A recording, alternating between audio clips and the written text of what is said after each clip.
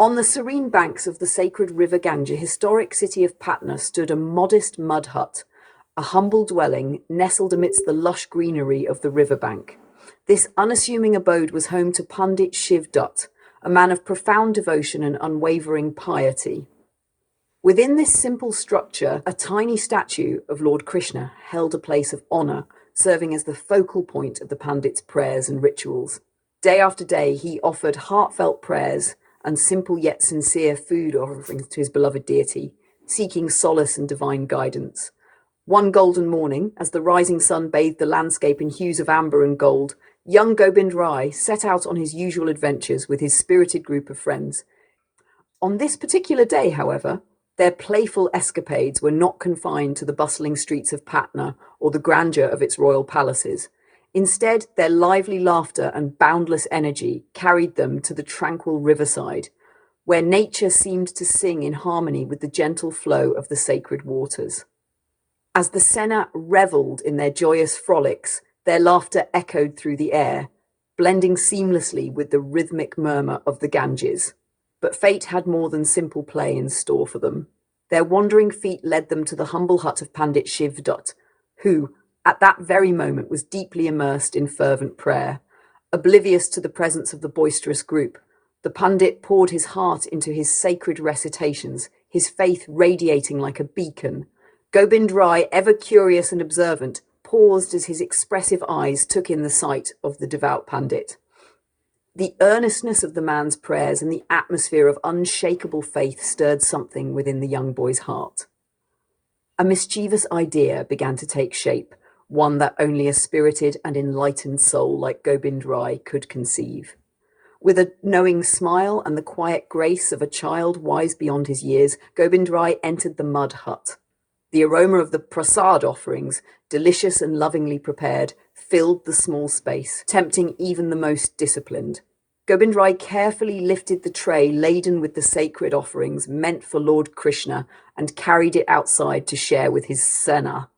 The delighted children savoured the treat, their joy reflected in Gobind Rai's sparkling eyes. Once the food was gone, Gobind Rai returned to the hut. With utmost care, he replaced the now empty tray before the still praying Pandit, ensuring that his playful act remained a secret.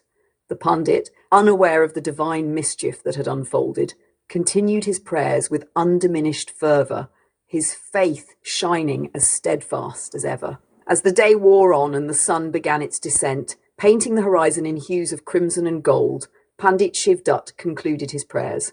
When he opened his eyes, he was startled to see the tray inexplicably empty. Confusion clouded his features as he tried to comprehend what had happened. Slowly, realization dawned upon him. There was only one group in Patna known for such playful antics, Gobind Rai and his loyal Sena. Determined to seek an explanation, Pandit Shiv Dutt wrapped his shawl tightly around his shoulders and set off for the Heli of Guru Tegh Bahadur. As he stepped into the courtyard, his eyes were drawn to a striking sight.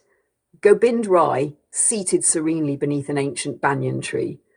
The young boy appeared to be in deep meditation, a divine aura radiating from his small frame.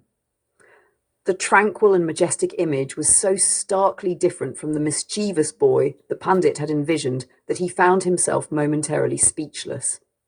Gathering his composure, the Pandit approached Mata Gujari, who was gracefully tending to the cows on the far side of the courtyard. With a mixture of reverence and hesitation, he recounted the tale of the prank, seeking her intervention.